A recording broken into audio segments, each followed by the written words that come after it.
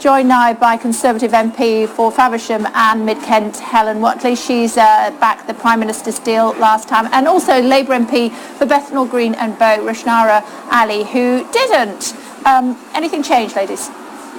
Well, clearly the Prime Minister has come back from Strasbourg with assurances on what would happen if we did get into the backstop and our ability to exit that, and also commitments on negotiating alternative arrangements. I think those are really important, but the fact is that now is the moment of choice. Now is our opportunity to deliver on the referendum result, take the EU out of the European Union in a managed way, which is why I support the deal. One thing is, behind us we've got protesters, some calling for a people's vote and some calling for no deal. And the fact is, though, tonight, if the Prime Minister doesn't win the deal, they might both be celebrating, but they can't all win this argument. The fact is, we need to move on. It's time for people to compromise and just get on with it. That's the strongest message I hear from my constituents. Can you please get on with Brexit and just do it? Well, I don't believe anything has changed. Theresa May tried to appease the European Research Group, the right-wing section of her party, by trying to renegotiate the backstop, and she's completely failed. Her own Attorney General has said as much. And I think it's absolutely wrong, and it's acting in bad faith to say to people that it's either the deal that got defeated once already, very significantly, in Parliament. It's either that deal, essentially, or it's no deal. That is unacceptable, and Theresa May has learnt nothing from 2.5 years of trying to negotiate this deal and work with Parliament. She hasn't worked with Parliament. She's just threatening people, and she's running down the clock. It's the same old story, and people are fed up with it out in the country as well as in Parliament. Well, actually, one of the things we know could be on the cards is the next couple of days a vote on whether there would be an extension of Article 50 to keep us in for longer. Now, what's your view on that? Should there be? I'm really concerned about that, because one thing we know is that businesses want more certainty. The uncertainty is really, really unhelpful, so that just drags out uncertainty. Also, it's a huge question mark over what the terms of that extension might be. It risks putting the ball back in the EU's court to set the terms of that extension. So I'd be really worried to see us taking that route. Much better to go forwards with a deal and provide that certainty and then move on. It's not happening. The latest I'm hearing from Conservative MPs is that you're expecting to lose by at least 100.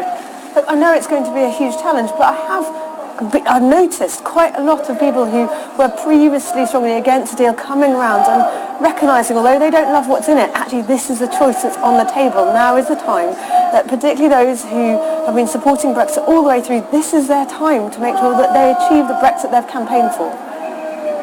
Well, it's just shocking, really, that this government and members of Parliament on Theresa May's side, who are supporting this ongoing strategy of running down the clock, threatening members of Parliament, haven't learned anything. The arrogance and the bad faith with which the Prime Minister and the government is operating is what is going to do for her.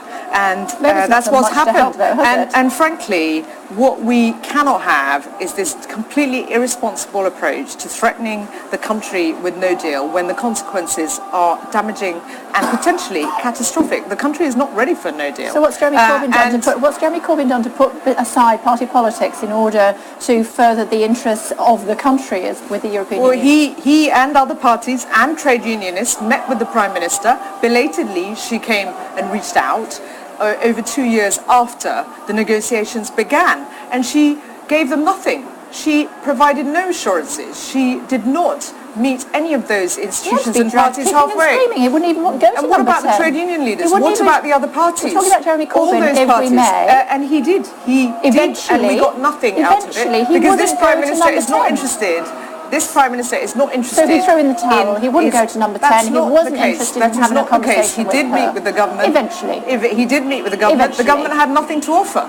I think Jeremy Corbyn was totally disingenuous when he eventually, as you said, agreed to meet the Prime Minister. And the fact is, he's put on the table sort of his vision is a total cloud cuckoo version of Brexit that involves staying in the single I'll tell market, you what's staying in the disingenuous. It's the way the Prime Minister is carrying on Why are you acting in bad faith. The Prime Minister rather aggressive to interrupt me. acting in bad faith. Hold on The one Prime second. Minister Hold on one acting in second. Hold on one bad faith. second. Do go on. Damaging No, people's lives. we're not having that. No, you carry on.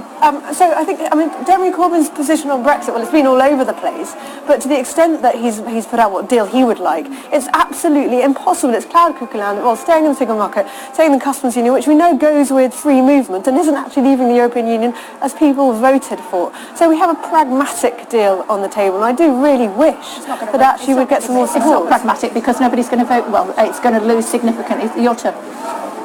Well, I mean, what else is there to say? This is, once again, it's going round in circles because the Prime Minister is not prepared to listen to members of Parliament. There is a majority in the House for customs union and single market access. She's not interested. She is interested only in protecting her party and her party interests and her job and appeasing the European Research Group. She's not interested in any other part of the movement, part of Parliament. She did listen to Parliament because Parliament asked her to go back and negotiate again on the backstop,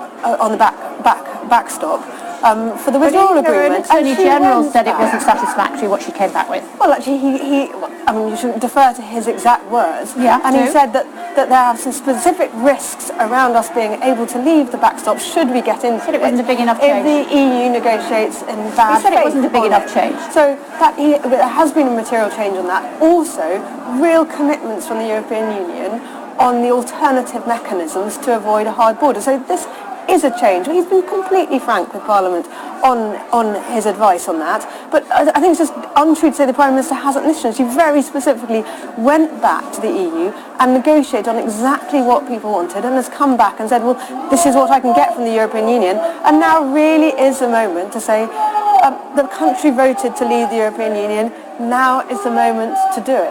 Her own Attorney General in the House said that legally nothing's changed. This is a political decision and a political judgment. He said, yeah. Not enough has changed. That is what he is saying.